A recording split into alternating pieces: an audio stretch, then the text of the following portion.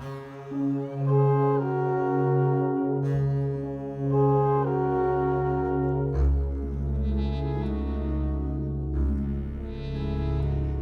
takes a lot of men to make a gun. I said, I want to write a monologue for Leon Cholgash, who works in the Flower Factory. You know, it's an extraordinary example of a victim of, late 19th century, a really oppressive capitalism. One of my monologue, which he's only begun, in which he describes it as, it's a gun, but, this is a product. It could be a shoe. It could be anything else that comes out of one of these factories in which people like him are being brutalized by the people who own the method, process of production. And so that was great. So, and Steve said, well, yeah, he said, I think that's a song. I said, I think so too. He said, don't bother to write the monologue, just send me your notes. I help edit your notes, which I sent him. And then he called me up and he said, I think I want to add other people to the song. And I said, what do you mean? And he said, well, I think Booth, and that became this song, the Gun Song, which is it's an extraordinary song. I mean, it's basically kind of a barbershop band. And it's a brilliant song, and it's really chilling. But it starts and ends with Cholgash, who then turns up stage and kills McKinley. But it's so, what's going on, some of it is so subliminal. And one of the things that it achieved, the characters in Assassins all enter the show as individuals in the opening number.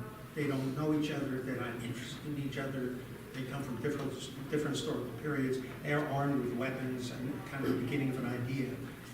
And they continue to exist in this kind of space they've been forced into, kind of bumping up against each other, annoying each other until each one goes off to try and kill the president. But what the Gun Song accomplished was that 4 of them wound up, simply by virtue of the song that Steve had elected to write, collaborating with each other. They were sharing, because they were forced to harmonize with each other. Suddenly they weren't quite as individual as they were. And this is across a century. Yes, and this is before the song begins, and it's not something that is sort of the essential muscle inside the piece, but it's part of the sort of delicate way in which we're trying to put these, usually not very delicate pieces, together.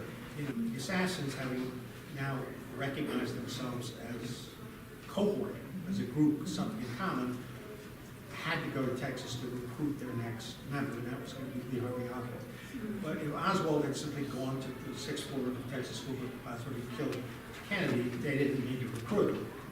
There's no scene.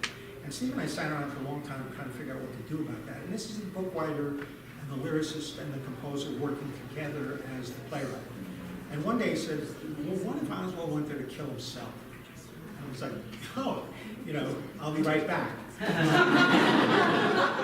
That was the essential idea which came from Steve, which is what makes the whole scene possible. Because then Booth and the people he has brought with him have to explain to Leondar-Wright why that's why killing the president is a better choice than killing himself. Which means, and the explanation has to make sense in a way that should be disturbing, right?